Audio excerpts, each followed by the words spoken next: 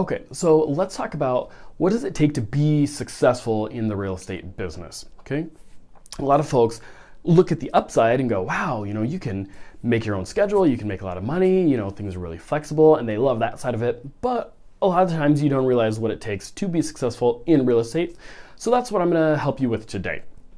So what's it like being a realtor? Yep, I gotta make my own schedule. I'm an independently contracted agent, basically. So I don't punch a clock. I don't, have a job description so much that I have to perform for somebody else, which is the good side. The downside is you have to do the activities by yourself with not much accountability in order to be successful. So, the company doesn't make me do a certain number of sales. They don't require any of that. Obviously, as long as you comply with the laws and the ethics and the different standards that we have in place, it's really up to you to sink or swim. So how does that look like in real estate?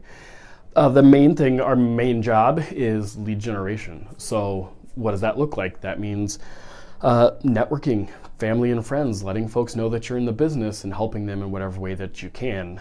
That means holding open houses. That means door knocking. That means calling around, calling your neighborhood, calling your sphere, we call it, people that you know, and trying to get business for yourself. It's talking to friends and family and seeing who they know that's looking to make a move. It is essentially a sales-based job in the sense that how good you are at presenting yourself and your services is directly related to how many sales that you'll have down the road. How good you are at networking with people and making relationships is directly related to how much you're going to do in sales. So that's kind of how business is generated. How do you actually close a transaction? There's a ton of training. And I'm not going to go into it too specifically just because it's so involved. We could have a 30-minute conversation easily.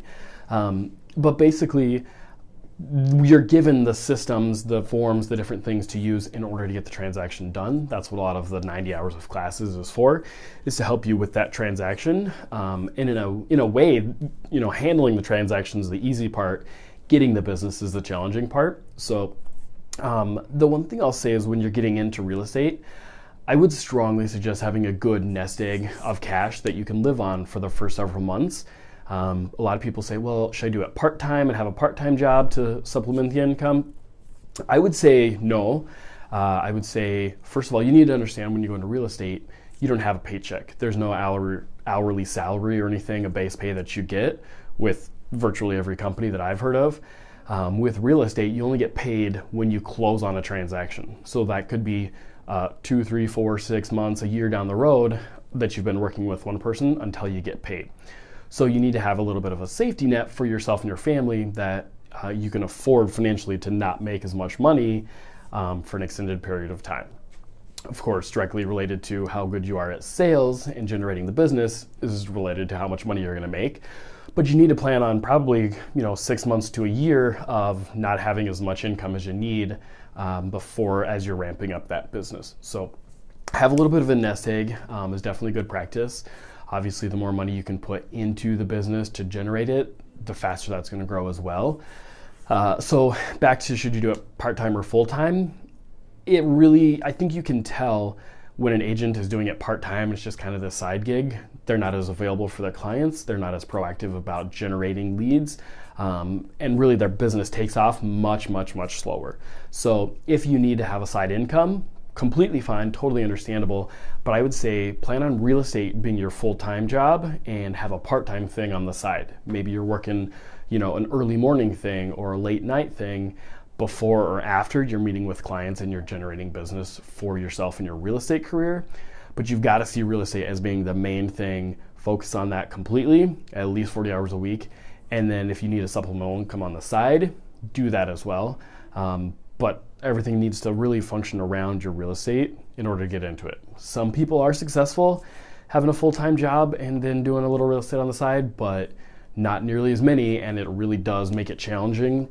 If they say 6 to 12 months kind of to get a good income started for yourself, well, you're going to drag that out, I would think 2 or 3 times as long if you're trying to do real estate part-time. So just a few things for you to think about.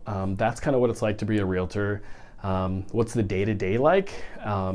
Again, it's knocking on doors, it's talking with people, it's going to networking events. It's meeting with clients, doing buyer's consults, seller consults, listing appointments, that kind of thing.